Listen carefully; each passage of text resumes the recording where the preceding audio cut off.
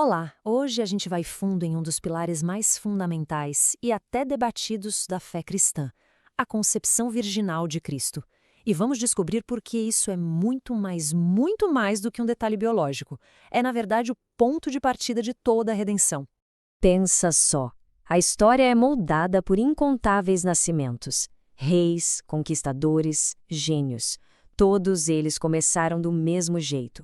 Mas um evento, uma única concepção numa cidadezinha chamada Nazaré, não só marcou a história, ela a invadiu.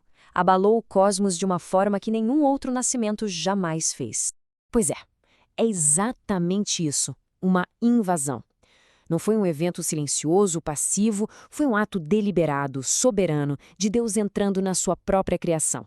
A eternidade invadindo o tempo. É de explodir a cabeça, né?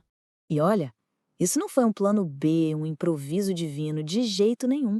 Foi uma operação perfeitamente orquestrada pela Trindade, para introduzir o Criador dentro da sua própria criação. Quando o anjo Gabriel fala com Maria, o que ele está descrevendo não é uma ação humana, é uma manobra soberana do Eterno. E aqui está o ponto crucial de tudo. A concepção virginal é o alicerce. Sem ela, a cruz... Bem, a cruz perde só poder, porque o sacrifício não seria perfeito. A ressurreição perderia todo sentido, seria só um homem voltando à vida. Mas, com ela, aí sim, Jesus se torna um novo Adão, santo, imaculado e capaz de iniciar uma nova humanidade. Tá, mas como isso aconteceu de verdade? A resposta não está na biologia, mas na teologia. Então vamos mergulhar lá no texto de Lucas para entender a mecânica divina por trás desse evento. O anjo diz que o Espírito Santo virá sobre Maria e o poder do Altíssimo vai cobri-la com a sua sombra. A palavra grega para isso é episkiasie. E o que é fascinante nessa palavra é que ela não sugere uma união física, mas sim um ato de poder criativo, de proteção divina. E é aqui que a coisa fica incrível. Essa mesma palavra, episkiase, é a que foi usada lá na tradução grega do Antigo Testamento para descrever a nuvem da glória de Deus, a famosa Shekinah, descendo e cobrindo o tabernáculo no deserto.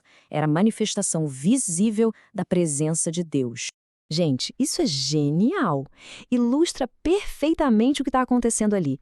Do mesmo jeito que a presença de Deus encheu o lugar santíssimo, a virtude do Altíssimo envolveu Maria. O ventre dela se tornou, naquele momento, o novo tabernáculo, o lugar onde a divindade e a humanidade iam se encontrar de um jeito nunca antes visto.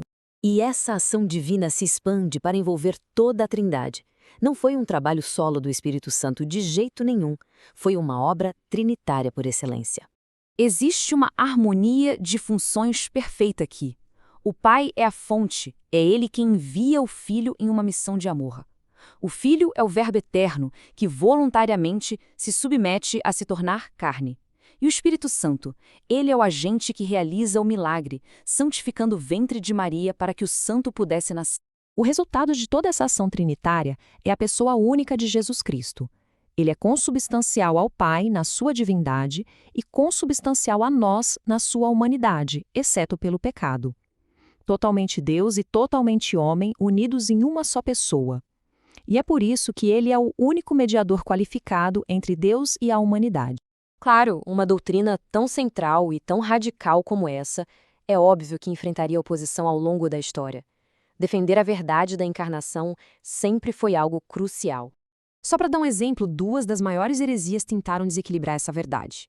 O gnosticismo dizia que a matéria é má, então Jesus não poderia ter um corpo de verdade. Era só uma aparência.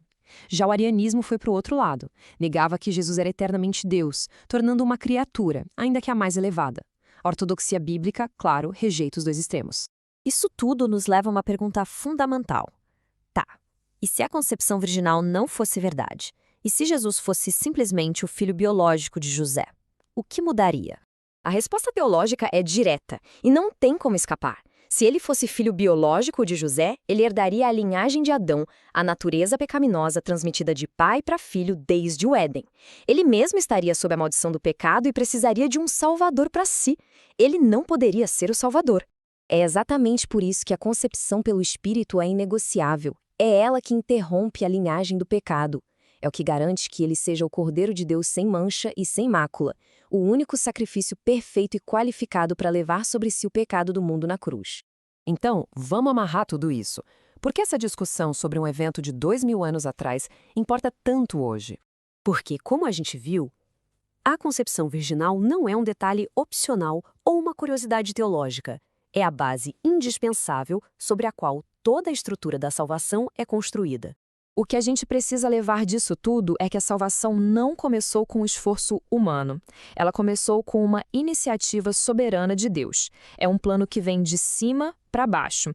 E como o anjo disse a Maria, serve como testemunho eterno de que para Deus absolutamente nada é impossível. No fim das contas, o mistério e a maravilha se resumem a isso.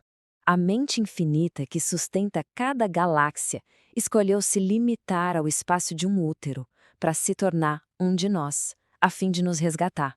E essa é a pergunta que nos deixa em estado de adoração. Como é que o Criador de tudo que existe pôde se conter num espaço tão pequeno?